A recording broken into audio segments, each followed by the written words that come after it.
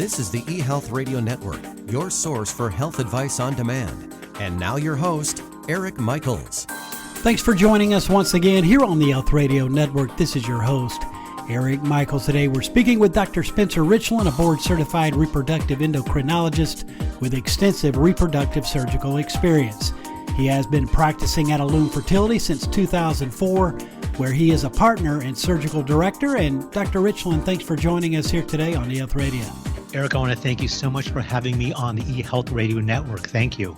Well, you're certainly more than welcome. Looking forward to hearing from you per your expertise, and thanks for what you do in this space. So tell us, when do patients come see a reproductive endocrinologist on their family building journey? Let's start there. So, when I think about this, Eric, I think of 6 options, 6 scenarios. One is when our patients are trying for pregnancy and they're not becoming pregnant, they'll want to see us.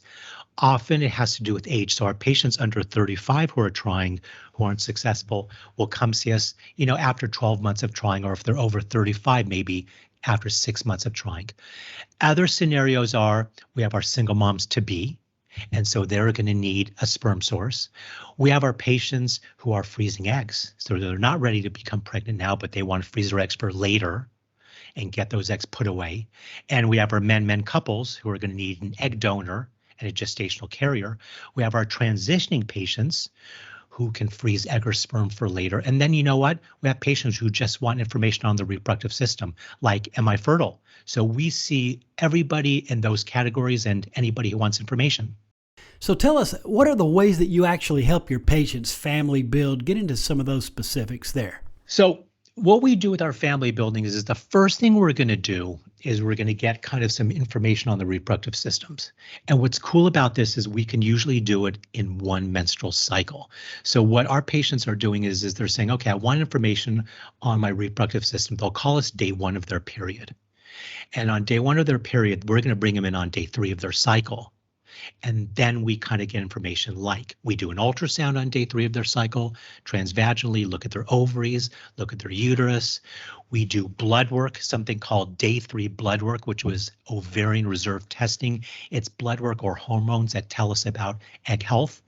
And then we jump into the uterus on day 7, 8, or 9, and we do something called a saline water test. And that's a test where we put in water in the uterine cavity with a little catheter, and we can see that the uterine cavity where people implant a pregnancy is clean. There's no polyps, there's no fibroids, kind of real cool 3D stuff. And then the last thing we'll do is do what's called an HSG, which is a little crampy. It's when we put special dye into the uterine cavity to make sure the fallopian tubes are open. So that's a beginning point, getting information. And then a lot of our couples, Eric, they want to do a sperm count or a semen analysis. And in that situation, we have our partners have no intercourse for a couple days. They'll come into the office or at home, and we'll do a semen analysis and check count, volume, shape, the motility of the sperm, and we'll make sure they have a good sperm sample. There are cases when men's counts are low. We can always have them see a reproductive urologist. Excellent explanation, and thanks for those details, most helpful. So also, what is in vitro fertilization or IVF, and when do couples move to IVF? So what happens is our couples will do kind of what you and I just talked about. They're going to get information.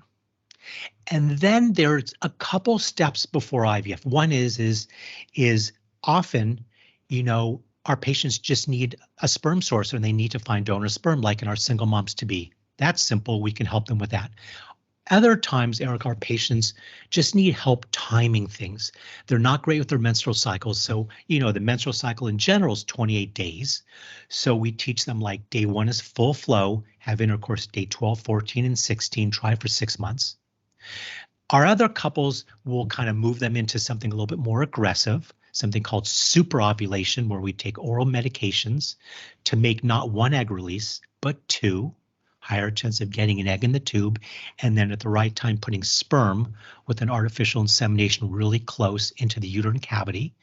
And we'll try that 1 to 4 months. So that's a scenario where we've released 2 eggs, not 1, higher chance of getting an egg in the tube and putting sperm real close, helping them time things. And then lastly, Eric, we have patients who are really irregular. And if they're really irregular, they have difficulty timing intercourse.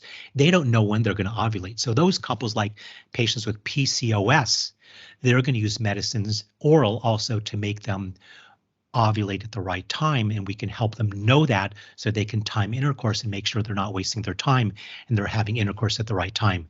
So with IVF, if our patients are not getting pregnant on the above situations, we've done an evaluation, there is nothing wrong or nothing to fix, and they've been trying, not getting pregnant, and they've done superovulation or they've done ovulation induction, those kind of modalities. And usually those work, but if they don't work, boom, we do IVF.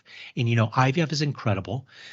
What's interesting about IVF is that IVF bypasses egg pickup and basically puts the embryo, believe it or not, right into the uterine cavity. So let me kind of walk through an IVF cycle. So with IVF, our patients are taking medications for 10 days. That's called the stimulation phase. And during that phase, they're taking little shots of medication sub-Q for 9-10 days, and the little follicles on the ovaries grow over 9 to 12 days. And we see our patients like 4 to 5 times during that time frame. And once the follicles are the right size, 36 hours, we do an egg retrieval, transvaginal guided, little probe needle behind, and we go into the little follicles when our patients are sleepy. No, it doesn't hurt. Then once we get out the eggs, on that day we put egg and sperm together in the laboratory on the day of egg retrieval. And then over the next 5 days, egg and sperm are commingling. We want to see the eggs fertilize. We want to see embryos form. And what will happen is on day 5 of embryo life, we will put one embryo right into the uterus, through the vagina, through the cervix, and put that embryo right into the uterine cavity in doing what's called an embryo transfer. And that takes minutes. It does not hurt either. And then we freeze extra embryos. So we've put in one healthy embryo at a time. So we get a singleton pregnancy, freeze the other embryos, check a pregnancy test in 9 days. And with IVF, pregnancy rates are so high because we're basically putting an embryo right in the middle of the cavity. It's kind of cool. Certainly do appreciate the thorough response and coverage on that. That is most appreciated. I'm sure the listeners also are appreciative as well today. We are with Dr. Spencer Richlin, a board-certified reproductive endocrinologist with extensive reproductive surgical experience here on eHealth Radio's Infertility and Health News channels, a part of the eHealth Radio Network. Now, taking this further on the IVF cycle, break down the steps of a typical IVF cycle, if you would. I'm sure that would be helpful as well. So the steps are, number one, like we had discussed, stimulation 10 days of the medications to make those small ovarian follicles grow. And that's usually 9 to 12 days. During that time, we see our patients 4 to 5 times, do an ultrasound and watch those follicles grow from 5 millimeters to 20 millimeters. The second step, the egg retrieval, IV sedation, 10-15 minutes through the vaginal approach with an ultrasound guidance. We take out those eggs. And then I want you to think the next step is putting egg and sperm together in the laboratory. And then the next step is growing those embryos for 5 days and putting in one embryo back into the uterine cavity with an embryo transfer, freezing the other embryos for baby number 2, and checking a pregnancy test in 9 days. It's simple and easy, and the pregnancy rates are so good. Yeah, that certainly is some good news on that front. So tell us, what are a couple of common myths or misconceptions about IVF? So, when I think about that, I think, not all patients are going to need to do IVF. Most of our patients become pregnant with the other options we talked about: superovulation, better timing, ovulation induction. The other misconception is that twins. We have twins real rare. You know why? We're putting back one embryo at a time. So that's really safe, one baby at a time.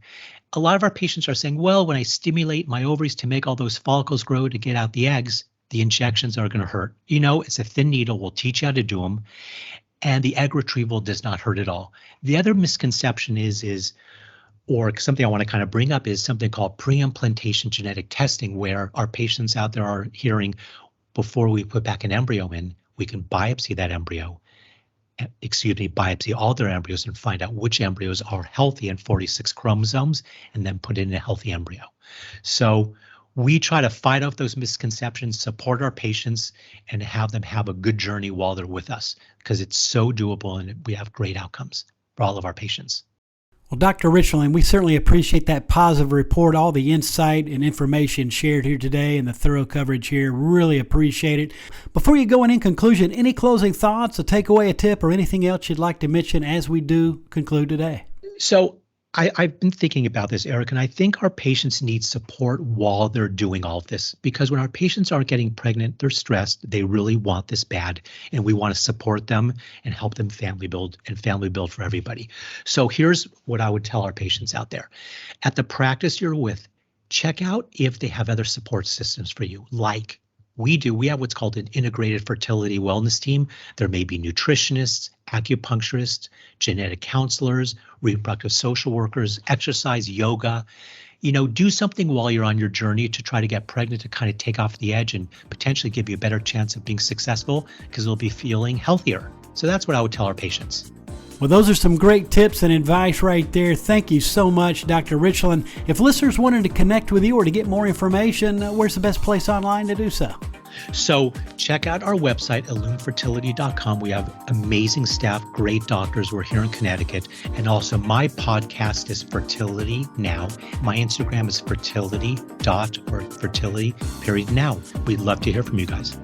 And another great resource to tap into as well. Again, folks, it is illumefertility.com. Dr. Richlin, all the best.